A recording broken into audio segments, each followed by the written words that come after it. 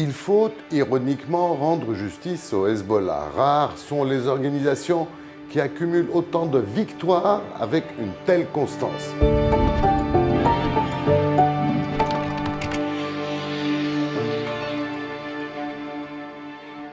Depuis 26 ans, les Israéliens étaient de l'autre côté de la frontière. Grâce au Hezbollah, ils ont fini par revenir au Liban. Le drapeau israélien flotte sur le château de Beaufort. Première victoire. Avant le 28 octobre 2023, le sud Liban connaissait une stabilité relative. Grâce au Hezbollah et ses guerres de soutien, d'abord au Hamas, puis aux ayatollahs, des villes entières ont été dévastées. Autre victoire. Plus de 3600 morts officiels, une économie en ruine et plus d'1 million de Libanais jetés sur les routes, déplacés vers toutes les régions du Liban. Le bouleversement démographique que des années d'ingénierie sociale n'avaient pu produire a été réalisé en quelques mois. Victoire historique.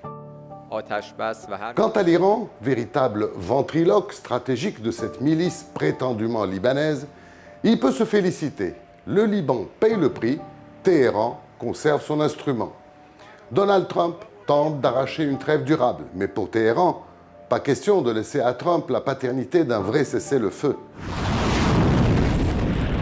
Alors la milice illégale continue ses tirs. Son but est aussi de rendre impossible la mission des négociateurs libanais à Washington, qui ont réussi pourtant à obtenir un accord de cessez-le-feu subordonné à l'arrêt complet des tirs du Hezbollah.